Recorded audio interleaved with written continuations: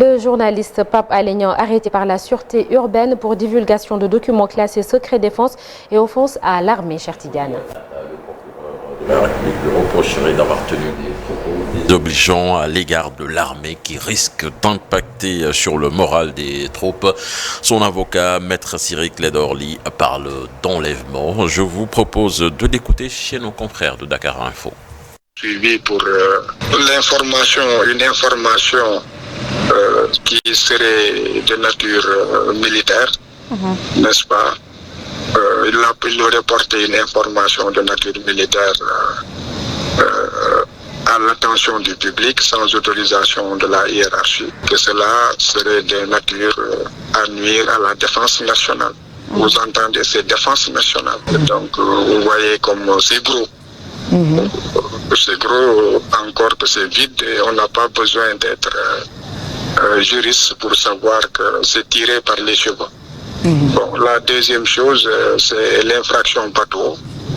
Tout acte ou manœuvre de nature à troubler l'ordre public, à porter atteinte aux institutions, à créer des troubles graves, à enfreindre les lois. Bon.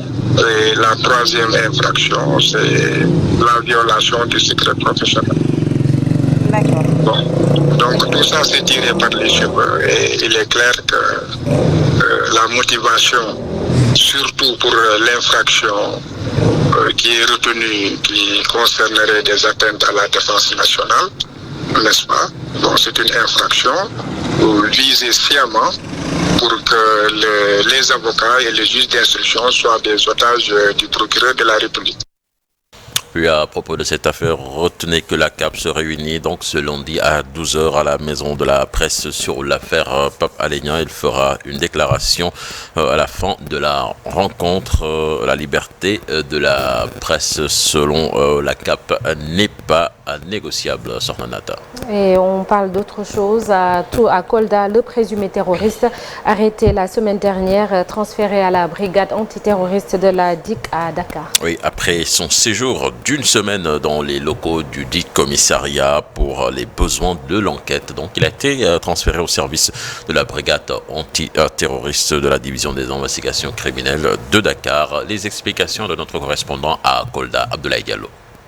Partie de l'enquête axée sur la recherche du ou des meurtriers de la dame Meta Touré que les limiers du commissariat de la police urbaine de Kolda sont tombés sur un individu du nom de Alpha Yaya Bari, né le 3 novembre 1985 en Guinée-Conakry, fils de Sori et de Aïssatou Diallo selon notre source. Ce dernier est poursuivi pour terrorisme et acte de terrorisme. La perquisition effectuée dans sa chambre sise au quartier Gadapara de la commune de Kolda a permis aux policiers de découvrir des documents d'une société dénommée African Security Academy, dont le statut est une société à revenus limités, une SARL. La dite société, selon les documents, est composée de 6 associés qui sont tous des Guinéens vivant en Belgique. Ils auraient bénéficié depuis 2012 d'une délibération foncière portant sur un périmètre de 6 hectares à Saremadiou, un village de la commune de Bignarabé, à une dizaine de kilomètres de la ville de Kolda. Dans cet espace, le mis en cause était sur un chantier de construction d'un bâtiment à plusieurs compartiments où il était prévu l'accueil et l'entraînement d'agents de sécurité. Interrogé sur cette affaire,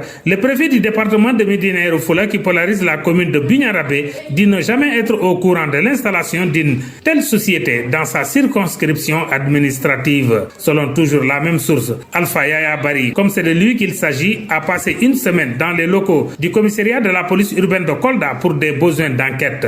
C'est ce samedi que des éléments de la brigade antiterroriste de la DIC sont venus le chercher à Kolda et l'acheminer à Dakar pour la suite de l'enquête.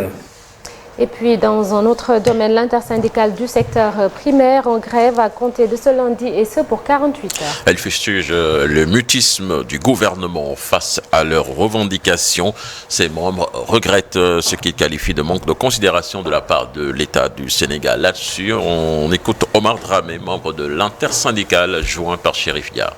La nation de l'intersyndicale fustige avec la dernière énergie le mutisme du gouvernement qui continue de faire la sourde oreille à nos revendications plus que jamais légitimes. Ce manque de considération notoire de la part de l'État du Sénégal, malgré la main tendue de l'intersyndicale qui se traduit par le non-respect des engagements de la part du gouvernement pour mettre fin à cette crise qui dure, je vous le rappelle, le 18 septembre 2022. Face à cette indifférence inqualifiable de la part du gouvernement, la coordination de l'intersyndicale, après avoir recueilli les avis des camarades qui se trouvent au niveau central comme déconcentrés, décide de décréter une grève générale de 48 heures à compter du lundi 7 novembre 2022 pour pousser le gouvernement à convoquer la réunion plénière qui me semble donc être la seule issue pour une sortie de crise.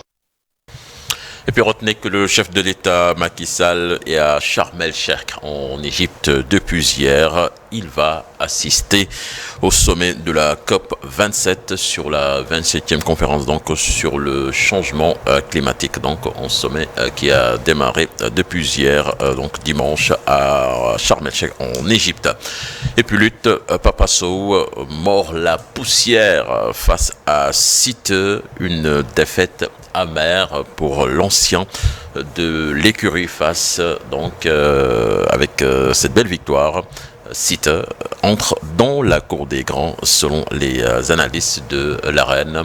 Un très beau combat donc hier à l'arène nationale Sornanata. Et nous aurons notre analyste maison Elhadj Malick Thiandoum et ce sera demain. Merci beaucoup Cheikh Tidiane Diawo. L'actualité nationale revient tout à l'heure. Ce sera en wolof et sous forme de brève. Dans la nous parlons d'une des figures féminines de la politique sénégalaise.